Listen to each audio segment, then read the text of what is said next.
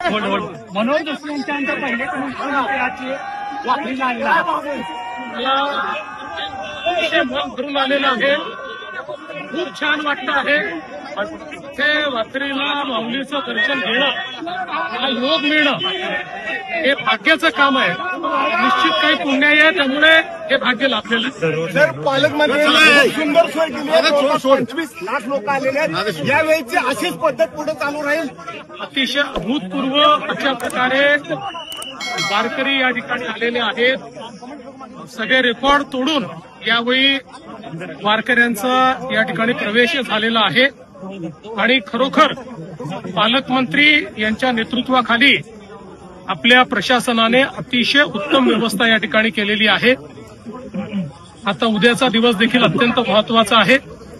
त्यामुळे निश्चितपणे यावर्षी जशी उत्तम व्यवस्था झाली, संपूर्ण वारीचं आषाढीचं पर्व संपलं की काही कमतरता राहिल्या आहेत का त्या पुन्हा एकदा बघू आणि याहीपेक्षा चांगली व्यवस्था पुढच्या वर्षी.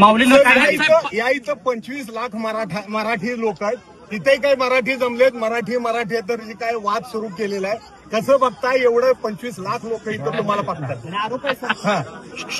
पहिल्यांदा तर मी राज ठाकरेंचे आभार मानतो की त्यांनी या ठिकाणी दोन बंधू एकत्रित येण्याचं श्रेय मला दिलं. श्रद्धेय बाळासाहेबांचे आशीर्वाद हे मलाच मिळत असतील. पण मला असं सांगण्यात आलं होतं की विजय मेळावा होणार आहे, पण त्या ठिकाणी रुदालीचं भाषण देखील झालं आणि मराठीबद्दल एक शब्द न बोलता आमचं सरकार गेलं, आमचं सरकार पडलं, आम्हाला सरकारमध्ये द्या, आम्हालाच निवडून द्या.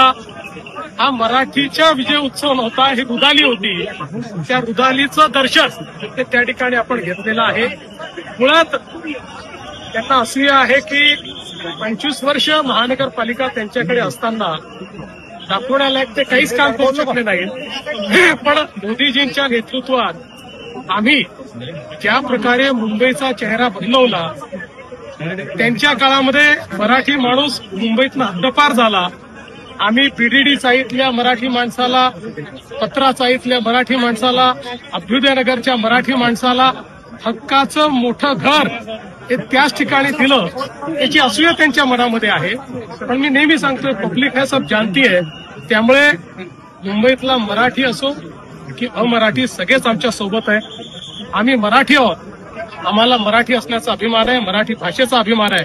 पण त्याच वेळी आम्ही हिंदू आहोत, आम्हाला हिंदुत्वाचा अभिमान आहे आणि आमचं हिंदुत्व हे सगळ्यांना सोबत घेऊन चालणार आहे हिंदुत्व. साहेब, यावेळेस काँग्रेसचे कोणतेच नेते त्या ठिकाणी उपस्थित हिंदी बोलणारे उद्योजक कारच बोललो त्याच्यावर. साहेब